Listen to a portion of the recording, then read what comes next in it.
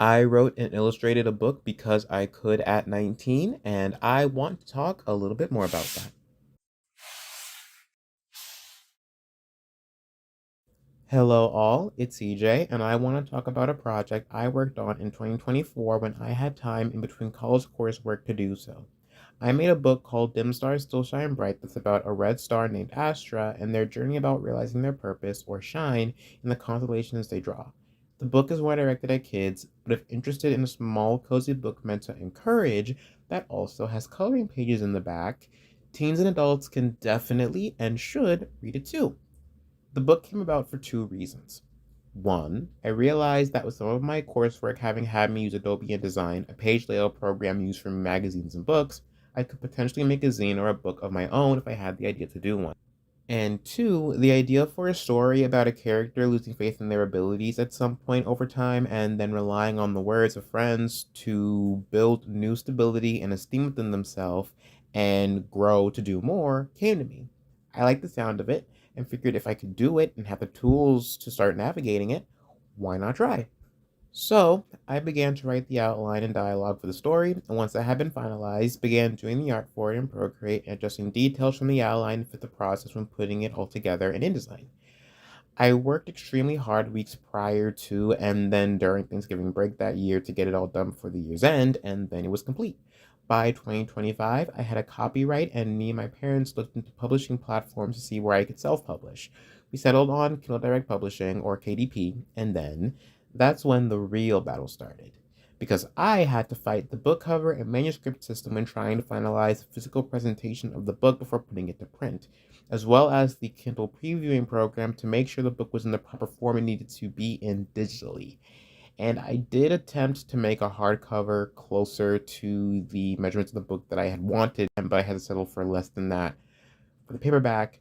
And also, it's where the coloring book pages actually came from because I needed a larger total number of pages for the hardcover than I had for the paperback. And I decided to include those pages in the paperback manuscript as well, just to make sure that there was an equal experience no matter which version that you would have bought. But sadly, that did not pan out.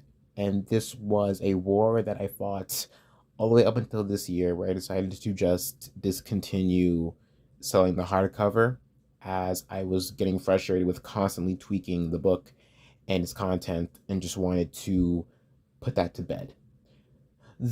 I had similar issues with the Kindle version of the book, and as of recording this video, decided to delist it, simply leaving only the paperback. What I can say with the book now is, though I'm personally pretty content with it in the final state that it is in, I admit that it's not perfect, as my art has definitely developed a lot since I made that book, as well as my understanding of the software I used to create it. And while I'm sure that you'll have a different experience with the book and viewing it and reading through it if you choose to get it, compared to me having been the one to make it and staring at every single facet of its creation, I just kind of have my own little insecurity with that I thought I might as well share a little bit. I even had a little trouble pricing the book too, having had the paperback be $30 when it likely should have been 20 from the start. Adjustments were made when I made a hardcover, having had that be $30 instead and making the paperback 20. Ultimately, when I took the hardcover down, I kept the new pricing that felt better adjusted to usual book pricing for the paperback. Though I felt pretty bad because I had already had family support the book at the original price point. Though they didn't mind, I wish I had more thoroughly researched prices from the start. Let this be a cautionary tale for those who struggle with fair pricing. Please research well and then make up your mind. Overall, the process was really fun, and it was nice embarking on a small yet intensive personal project. My art style even changed because my process for making the book involved me building the characters and compositions with quick sketches and then blocking out colors and detailing those shapes rather than just doing a sketch, lining it, and going from there. The most interesting thing about the whole project to me, though, was how a whim of an idea and an understanding of the skills that I did possess led me on a whole journey of making a book. And mind you, I've wanted to be an artist for sure, but not specifically an author or anything akin to that. It was just fun, and that was simply enough. And so now I turn to you, viewer. Make something because you can. Do it because it's fun and you want to explore your concepts. It doesn't matter at all if it's an original idea or not. It just matters how you approach the execution. If you want to make a book because, yes, do it. Want to start art, music, writing, or anything else? Do it because, yes. Want to pilot a potential show or series idea? Do it because, also, yes. Whatever it is, just do it because you could and or can. Think of the growth that you will have had from pouring your effort into a project you care about. Now you are focusing all your current skills, tastes, and learning efforts to more specific purposes you need for what you're trying to accomplish. The difficulty may naturally scale with whatever it is that you're trying to do or whatever you're specifically learning to bring your project into fruition, but so will your skill. Don't get hung up on a cringe, bad, or nonsense idea. The more time you wait for an objectively good idea or having specifically every last thing that you need to make whatever you're trying to do happen, the more you end up blocking yourself and delaying when you start making stuff. Follow your creative energy and see wherever it may lead you. It's also a good idea to think about the kind of art that inspires you and what kind of artist you want to be. It can take a lot of pressure off of you, and instead of trying to follow a set of assumed rules and art fundamentals you need to learn, you can focus yourself on the most important fundamentals and skill sets most beneficial to you in the moment. It may even help you to work on all the other art skills you would also need to develop or would just personally like to have.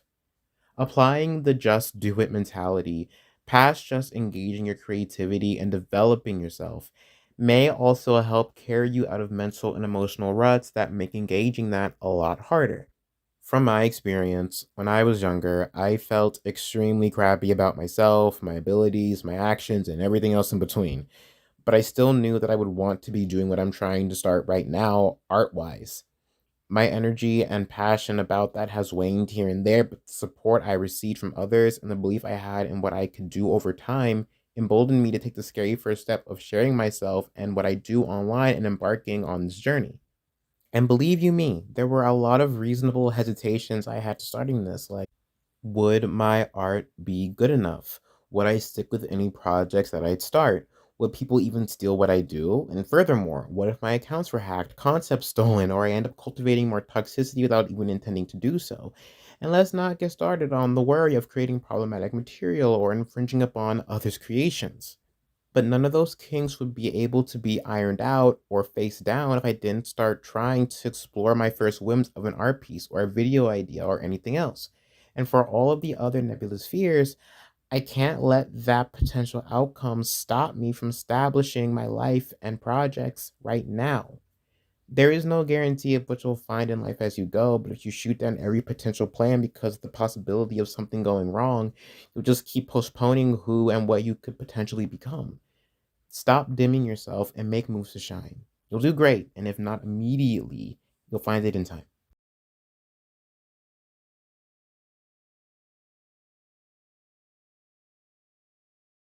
All right, we have reached the end here. Thanks for watching. Just for review on the book a little bit here, there's only US availability right now in terms of shipping and delivery, but if you would like the book to be made available to a region, please just put it in the comments below and I'll see what I can do on my end. Remember that the paperback is $20 and the only version of the complete story available right now. And hey, do not forget about the coloring pages at the back of the book if you finish reading it. If you're interested in any of that, please follow the link below in the description or in the comment section. And remember, you don't get anywhere by waiting to start. You get up before you're ready. Crawl, walk, and then run to whomever you're meant to be. Make stuff, and please, please, please have fun while doing it. All right, that is all from me, and see you whenever.